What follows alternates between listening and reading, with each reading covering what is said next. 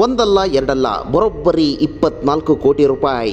ಬೆಂಗಳೂರಿನ ಶಿವಾಜಿನಗರದಲ್ಲಿರುವ ನಿವೃತ್ತ ಶಿಕ್ಷಕಿ ಡಿಜಿಟಲ್ ಅರೆಸ್ಟ್ನಿಂದಾಗಿ 24 ಕೋಟಿ ರೂಪಾಯಿ ಕಳೆದುಕೊಂಡಿದ್ದ ಘಟನೆ ಬೆಳಕಿಗೆ ಬಂದಿದೆ.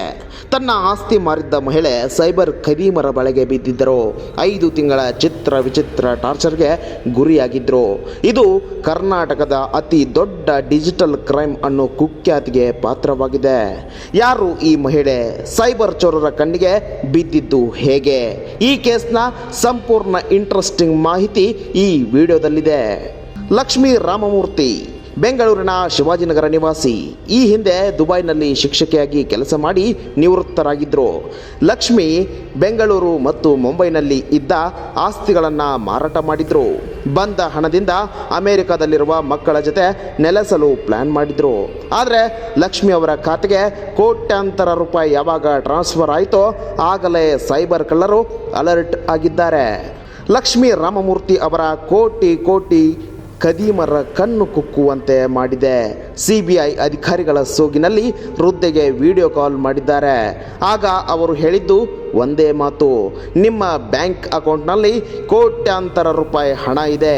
ಆ ಹಣ ಮನಿ ಲ್ಯಾಂಡ್ರಿಂಗ್ಗೆ ಬಳಕೆಯಾಗಿದೆ.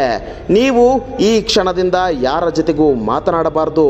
ಎಲ್ಲ ಹಣವನ್ನು ವೆರಿಫಿಕೇಷನ್ಗೆ ಕಳುಹಿಸಬೇಕು ಎಂದು ಹೆದರಿಸಿದ್ದಾರೆ.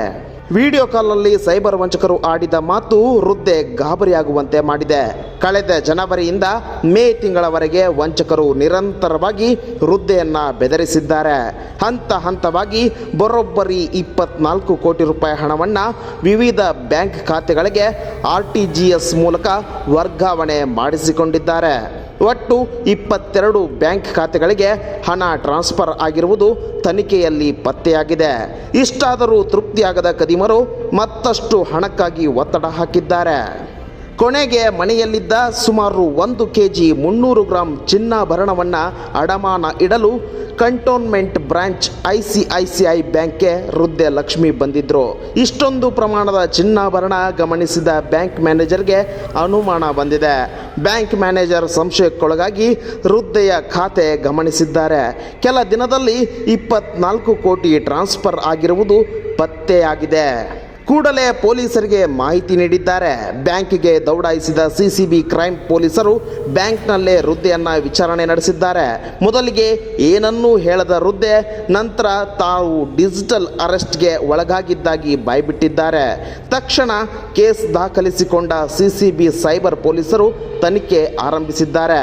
ಪ್ರಕರಣ ಸಂಬಂಧ ದೆಹಲಿ, ಅಲಹಾಬಾದ್ ಮೂಲಕ ಗೌರವ್ ಕುಮಾರ್, ಓಂ ಪ್ರಕಾಶ್ ರಾಜ್ಪೂತ್ ಸೇರಿದಂತೆ 5 ಆರೋಪಿಗಳನ್ನು ಬಂಧಿಸಲಾಗಿದೆ.